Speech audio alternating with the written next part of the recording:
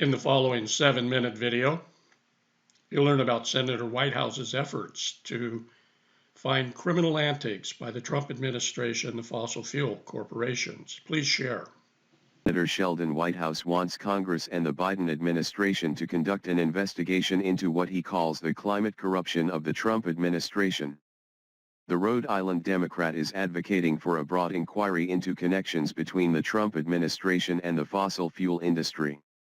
In an interview with E&E News, Whitehouse said the connections go beyond the typical revolving door of Washington, where government officials use their experience to land lucrative work in the private sector and into possible quid pro quo. Two legal experts contacted for this story weren't convinced, but Whitehouse, a former federal prosecutor, said he believes the Trump administration was corrupt on climate, and not just corrupt on the meaning of the Founding Fathers, but corrupt in the meaning of the United States Criminal Code. I am confident that a good, hard look at communications between fossil fuel interests and people who had duties to discharge in government will reveal that they failed in their duties because of pressure and inducements from the fossil fuel industry, he said. He wants to set up a special committee of Congress, with its own staff and investigative powers, to gather information he suspects Biden cabinet officials will find when they take office. He said he also would like to hold hearings in Congress but wants subpoena power to conduct a full investigation. However, since the Senate is split 50-50, he would need at least one Republican lawmaker to sign on to a subpoena.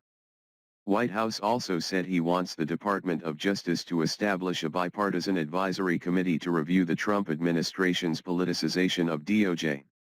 He said the outside committee could be staffed by veterans of the department and linked to DOJ's Inspector General and Office of Professional Responsibility.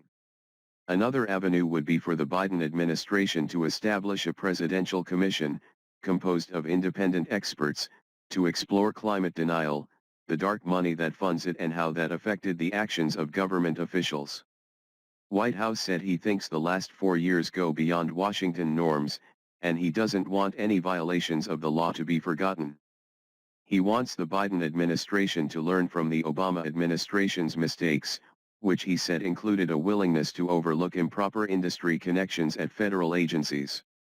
The reason I wanted to speak so plainly was to make the point to the Biden administration that they need to be on the alert for this, that the old Obama "we're not going to look back, we're just going to look forward" paradigm is simply not appropriate in this era and after the last administration's behavior, he said.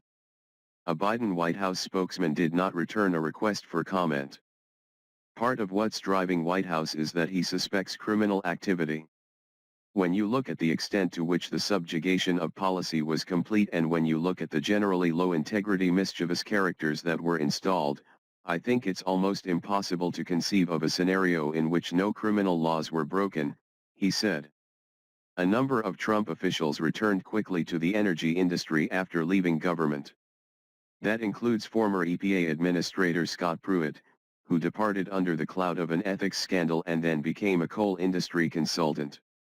Less than a month after Vincent DeVito left his job as counselor to the Secretary for Energy Policy at Trump's Interior Department, he took a job as the Executive Vice President and General Counsel for Cox Oil Offshore LLC.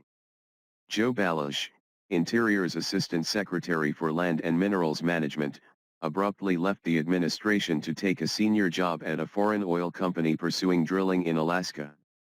There is no public indication that any Trump officials committed illegal acts related to climate or the fossil fuel industry. Some experts cast doubt on Whitehouse's pursuit of fossil fuel connections and said his accusations are tinted by politics. The fact that somebody who used to work for an industry believes that certain types of regulations are too costly to be justified is not corruption, said Jonathan Adler, a professor at the Case Western Reserve University School of Law. He said Whitehouse is quick to assume nefarious motives when it's more likely he doesn't like that the Trump administration was effective at undoing Obama-era regulations and adopting policies that would make it harder to develop future regulations. He said Whitehouse shouldn't demonize his opponents unless he really has the goods. I'm just skeptical, Adler said.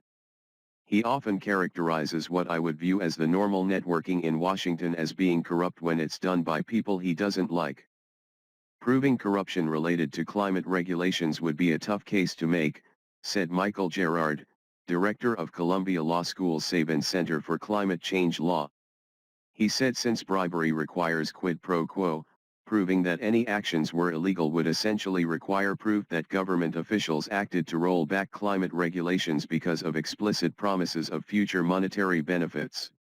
Just being cozy is not illegal, being appallingly pro-fossil is not illegal, but if there is some understanding that somebody would get a job, that would be a real problem, he said.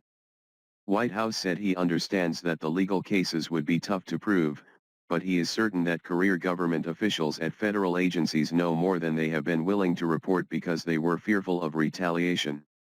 He said he wants to raise awareness of possible corruption to encourage whistleblowers in federal agencies to come forward, in case they have any information on improper acts by political employees. Corruption cases likely would hinge on a quid pro quo, which Whitehouse said could have come in the form of a promise that they would be taken care of in the future. When you're as big and complicated and sophisticated as the fossil fuel sector, he said, you don't show up like some mope with a bag full of cash looking for a favor.